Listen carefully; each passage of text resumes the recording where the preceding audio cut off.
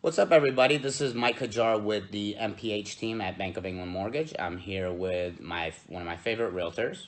Reyes, and I'm from REMAX Eclipse. So today we're going to talk about, we did a little short snippet last week about land contracts versus mortgages, and I think it was because of an influx of land contract deals that her and I both got. But we're going to talk about some of the pros and cons from the mortgage side and from the real estate side. And we're not saying that there's never a time to do a land contract. There is just, there's much more reason to wait sometimes if you can. So with land contracts, a lot of the times people will jump into that is because they don't have the credit.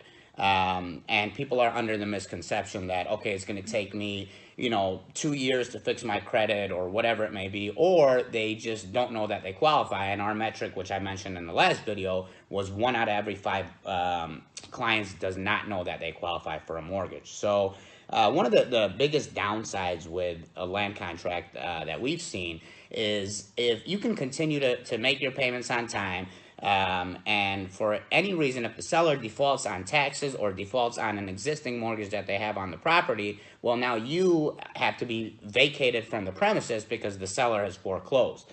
Another thing is, for example, if you go late on your mortgage, well, you'll get a late fee after 15 days. It would report to your credit after 30, where with a land contract, you can be put out depending on the terms because there's a lot of tricky terms where the mortgage documents actually protect you. Another thing is huge down payments. I've seen, $150,000 down payments on a $180,000 home. So those are some of the things from the mortgage side, and then I'll let Melissa talk about some of the things on the real estate side as well. Okay, so one thing that I've noticed as a realtor is I get a lot of clients who contact me and they want to do a land contract because they don't think, exactly like what Mike said, is they don't think they qualify for the mortgage. So I go on the MLS and there's such a limited amount of homes that match the criteria that they're looking for. And then when we do find them, there's other people that are also interested, but the sellers are also offering, to buy it outright. So therefore, if somebody has a mortgage pre-approval already and they can buy it outright, obviously a seller would probably prefer that over doing the land contract. Also, a lot of these contracts that I've seen, it's a win-win for the seller and they have very strict stipulations.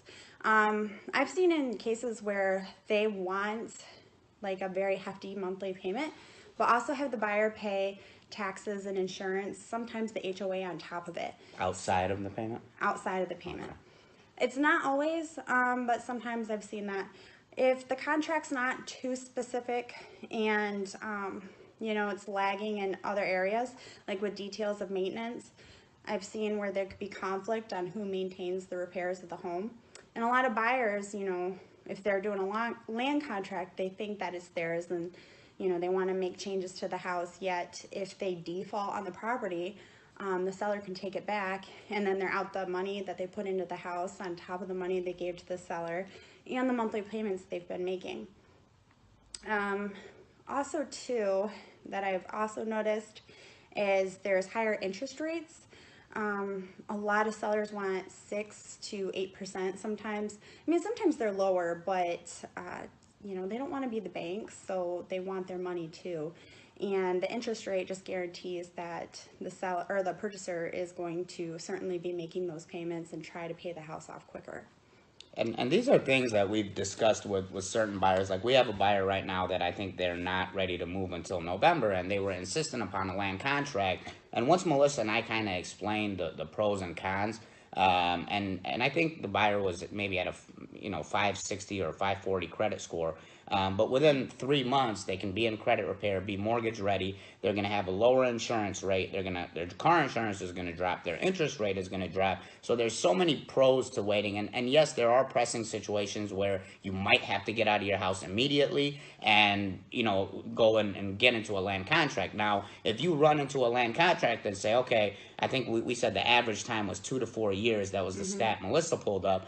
Well, now you're getting hit with a balloon payment. If you do not have that full amount to pay after that 2 to 4 years, now you're forfeiting your down payment and all of the so-called principal that you've been paying this whole time. So and then also from the protection, because of the compliance that comes with mortgages and all the legalities, the buyer is 100% protected, where with a land contract, unless there's a real estate attorney reviewing it and you're paying thousands of dollars for that to happen, there's a chance the seller can, kind of trick something in there, some sort of verbiage that the buyer might not understand that puts the buyer at risk. So we're not saying that land contracts should never be used. We're just saying that please be educated by your lender. Please be educated by your real estate agent on what the pros and cons of land contracts are versus actually obtaining a mortgage.